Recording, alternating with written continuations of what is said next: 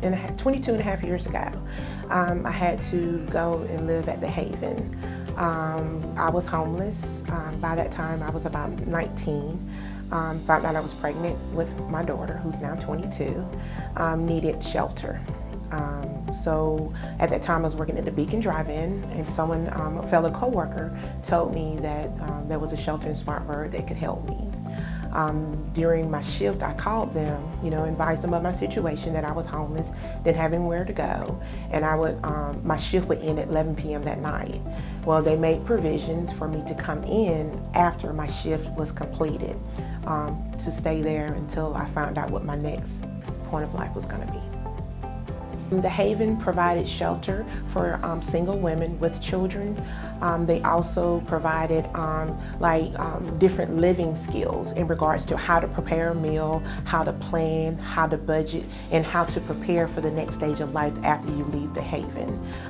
They also provided me with support when I moved out the Haven, like with my apartment, if I needed any type of rental assistance, utility. They even provided me with groceries for my pantry that was filled up for 6 months, toiletries, and just make sure I had daycare services for my daughters.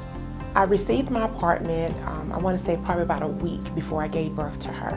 And the Haven helped me to furnish my apartment, helped me to be situated. I didn't have a home phone at that time. So they told me, no, you're not gonna stay in that apartment by yourself and have her.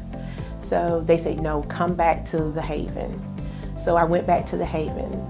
The next morning, I woke up, told the housing manager, I'm a jokester, I like to have fun. So I said, I think this baby is coming. And they're like, stop playing. I said, I think this baby is coming. And I pushed, and down my short leg, here she comes.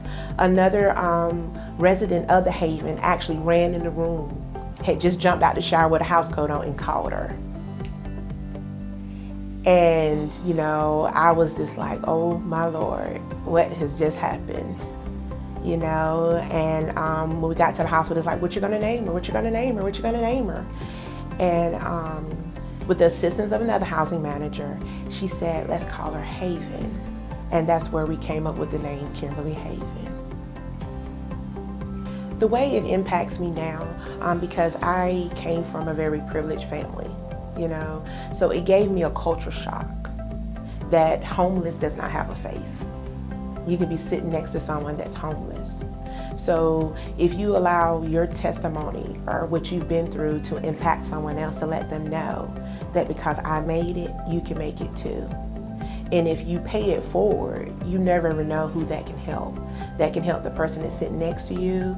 That can also help someone in your family. That can help someone in your friends, or that can also help someone in your community.